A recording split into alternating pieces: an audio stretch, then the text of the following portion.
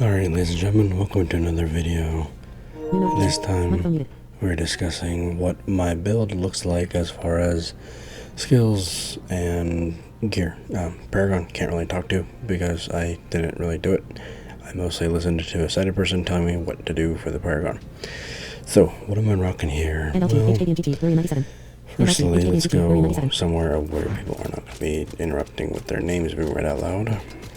Secondly, so what I'm doing here is basically a whirlwind build. Well, not basically, it is. And I've made some modifications with acquiring certain things. So right now, as far as uniques, I'm rocking a Yen's Blessing, boots, a Tyrael's Might chest piece, hoping I get the Harlequin Crest, Jesus, or the Shaco, whichever you would prefer to call it. If not, it's not a huge problem, I suppose. Currently, I'm up to 58,000 life. I'm everything. I think every piece of gear is level 8 out of 12 for the masterwork, except the pants and boots. And once those are done, then start farming for the Nithrum.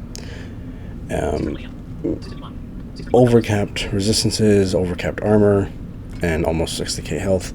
I think by the time I'm done masterworking everything up to 12, I'm probably going to be looking at like maybe 67,000, maybe closer to 70,000 life, which, nice. So generally what I'm rocking here now is Whirlwind with all 3 shouts, Iron Warrior aspect to make Iron Skin give me flat damage reduction, as well as Unstoppable. And then Iron Skin just gives you the barrier, gives you just a lot of tankiness, right? You're almost effectively immortal for like 1 or 2 seconds. The nice thing is, up until now, I was not using Yen's Blessing, right? I recently switched to using Yen's Blessing the last like 2 days or whatever, because I was using a pair of boots that give me all resist and all these other things, which is nice. But I completely forgetting about the fact that Tyrael's Might gives me like a shit ton of resistance, so I just throw that on. So I was like, okay, let me check this Yen's Blessing. And the nice thing is, it's just more shouts, right? More passive healing from the shouts, passive fury from the shouts, damage reduction, bleeding, like all the normal shout stuff, right? And so right now it's essentially the only time I've died at all was one time where I pushed a 92 pit, and I died to the boss one enemy, and it wasn't even like. Yeah, that's the only time I've died the last few days. I think I can run tier 100 pit.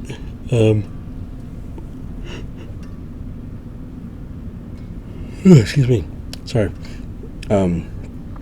But until then, I'm just going to keep running 60s. I think I need maybe 2, maybe 3 more pit, 60, maybe 4 more. And then I'll be completely done with level 60, and then I can go right back into 92s, or maybe even 100s, and get that Nithrum, and then keep going. If I can get all this done, I could probably start attempting Lilith by either tomorrow morning or sometime this week. I'm really hoping I can kill her this week. I don't think it'll be that easy, or I'll be that lucky, but I think I can do this. I'm getting real close. I just need to get these pit duns knocked out, and once it's all said and done, Lilith's dead. As far as foreseeable plans, with Lilith being dead, probably, I don't know if we'll be investing all that much time into Season 5.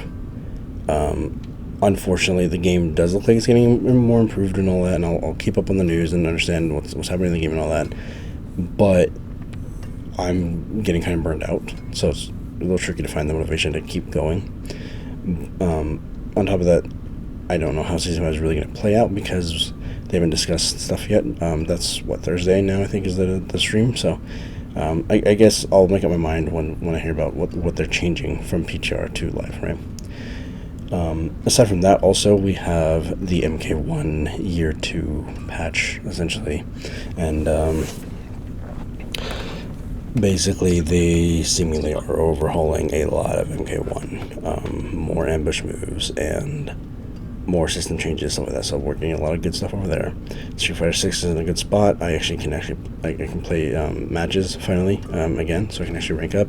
So I have other options that are either more interesting or not as draining as trying to get it. Don't get me wrong, I do love the pit because I love the fact I just can jump in and push and do whatever, right? Don't have to worry about stupid objectives anymore in Nightmare Dungeons, but at the same time it's also very draining, especially when you get a string of pits where it's like, dude, I cleared the whole floor, where's the second floor door portal? So yeah, it's, I mean, to be fair, you can always just refresh and get another pit layout, so it's not a big deal, but that is one, not even criticism, it's just the nature of, the way the maps are generated. I think I'm probably going to see if I can start recording my attempts for Lilith, so probably the next series of videos are just me trying to kill her and me dying a lot, so hopefully I can get the actual kill on recording and not screw this up. So yeah, I won't be able to, I don't know if I'll be able to stream it just because of, the things are happening. We're going to be going camping here with the family here next week, and we got, but whenever I'm playing, I can't just stream because, my kids are up, so I have to pay more attention to them, obviously, dad responsibilities, which is not a, say I don't want to be or anything, it's just that the logistics behind it are it's just easier just to not stream, yeah, so as far as that goes, let me know what you guys think about the build. In fact, we'll go through some of the gear right now, what I'm rocking here. So, Undying, Materials Might, Elements, more damage, Iron Warrior, damage reduction, Deafness, and Blessing, obviously, for the shouts, and then Berserk Ripping for the two-hander, Legendary Retribution,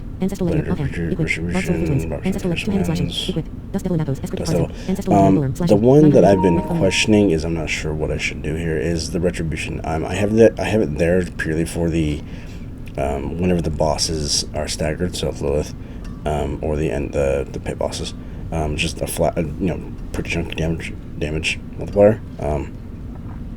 I know that Inner Calm is one that people go with as well. The one that I was running up until this was conceded for whenever I do pop Iron Skin for the barriers, just more damage during that window, right? So it was a defensive, offensive option, right? So I don't know. What do you guys think? Retribution or the problem with Intercom is that I'm chasing the freaking bosses around the arena. The Intercom just wouldn't really. I don't think it'd really be all that viable for me, especially being blind, right? It's just harder. And then right, okay, I have Edge Masters, and then Bolt Chieftains for the shout cooldowns, and then Devilish on the amulet. And so so what I was using up until this point, up until I swapped to Edge Masters on the ring, was I was using Leap to generate Fury, start Berserk status, as well as a giant leap in mobility, quite literally. And yes, that was a pun. Because of the way Leap worked, I was able to just jump from one end of the arena to the other if the boss moved too fast away from me, or if I heard, say there's an enemy to my northeast or top right. Okay, I can't get over there, so just leap through reality itself. And, it just made it easier for navigation purposes. Now, logically speaking, I'm like, okay, let me just pop on Wrath of the Berserker and start getting used to not having a leap, because I'm not going to have it fighting Lilith. So, it's definitely slower, but it's fine, it works. But, yeah, again, thanks you guys for watching or listening in this case. Let me know what you guys think of the build, of what we discussed. And, yeah, hope to see you guys in the next video. Or hopefully killing Lilith this week. But I suppose we'll find out.